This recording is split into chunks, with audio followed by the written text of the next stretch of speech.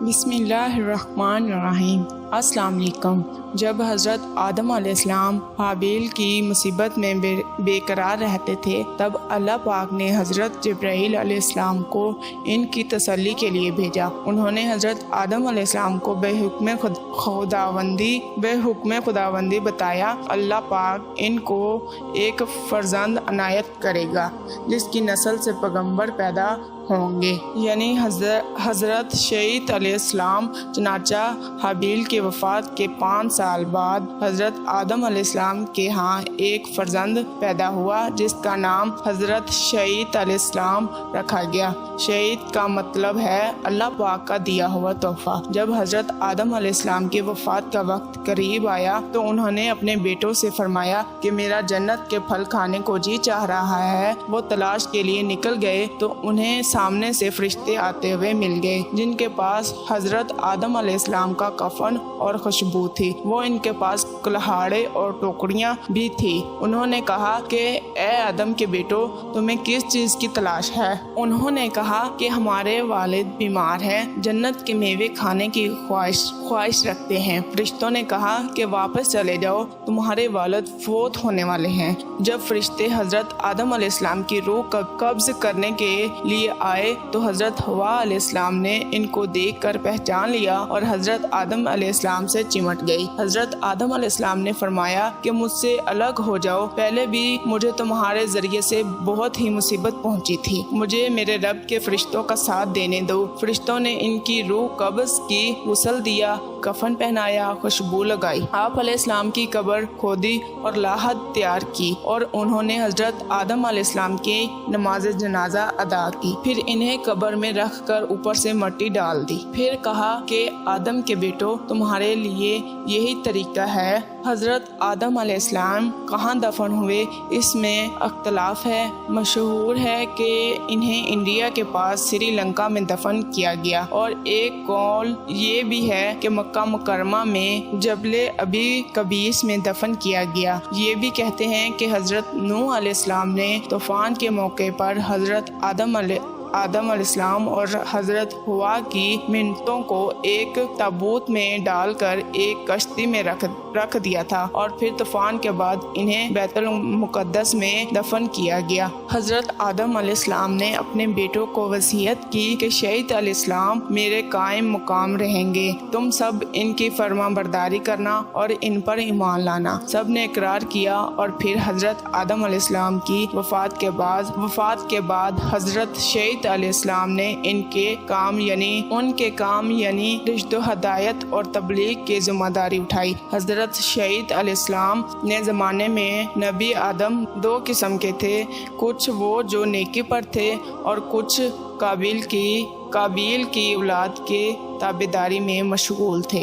حضرت شیت علیہ السلام کی نصیحت سے کچھ راہ راست پر آئے اور بعض نافرمانی پر قائم رہے۔ حضرت شیت علیہ السلام کی نصیحتوں میں سے کچھ تو یہ ہے کہ مومن حقیقی وہ ہے جس میں خصلتیں ہوں کہ اللہ کو پہچاننا، نیک و بد کو جاننا، بادشاہ وقت کا حکم بجا لانا، ماں باپ کا حق پہنچانا اور ان کی خدمت کرنا، صلح رحمی کرنا، غصے کا حد سے نہ بڑھنا، محتاجوں اور مسکینوں کو صدقہ دینا اور رحم کرنا، گناہوں سے پرہیز کرنا اور مصیبتوں میں صبر اور شکر الہی کرنا۔ حضرت شیت علیہ السلام کی وفات کا وقت قریب آیا تو انہوں نے اپنے بیٹے انوش کے حق میں وصیت کی۔ چنانچہ انہوں نے منصب سنبھالا۔ ان کے بیٹے کنین اور پھر ان کے بیٹے ملائل نے یہ منصب سنبھالا۔ ان کے بارے میں اہل فارس کا کہنا ہے کہ وہ ہفت اقلیت کے بادشاہ تھے۔ جب سے پہلے انہوں نے درخت کاٹے،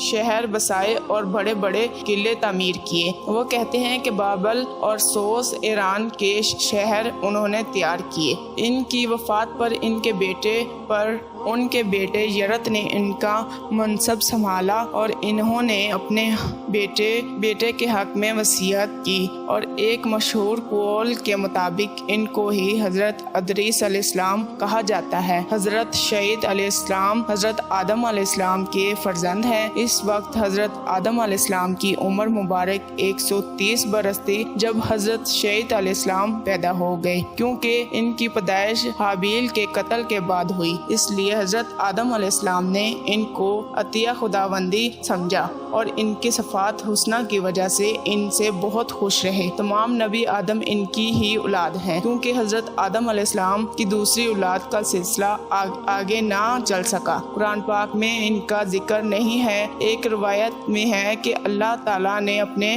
پیغمبروں میں 100 صحیفے نازل کیے اور 4 کتابیں، اور ان صحیفوں میں سے 50 صحیفے حضرت شعیب علیہ السلام پر نازل ہوئے، اور اس سے ان کی نبوت ثابت ہوتی ہے۔ حضرت آدم علیہ السلام کے بعد یہ دوسرے نبی ہیں۔ جب حضرت آدم علیہ السلام کی وفات کا وقت قریب آیا تو انہوں نے حضرت شعیب علیہ السلام کو اپنا جانشین بنا لیا، دن اور رات کی سعادتوں میں تقسیم کیا اور ہر سعادت کی عبادت کی، ان کو تعلیم دی اور ان کو طوفان نوح سے بھی آگاہ کیا۔ حضرت آدم علیہ السلام نے ان کی نسل میں خیر و برکت کی دعائیں مانگی۔ ہمارے پیارے نبی حضرت محمد صلی اللہ علیہ وسلم حضرت شعیب علیہ السلام کی اولاد میں سے ہیں۔ حضرت شعیب علیہ السلام سیرت و صورت میں حضرت آدم علیہ السلام کے مشابہ تھے اور تمام اولاد سے زیادہ محبوب تھے۔ حضرت آدم علیہ السلام نے حضرت شعیب علیہ السلام سے فرمایا کہ طوفان نوح کے زمانے کو پاؤں تو میری ہڈیوں کو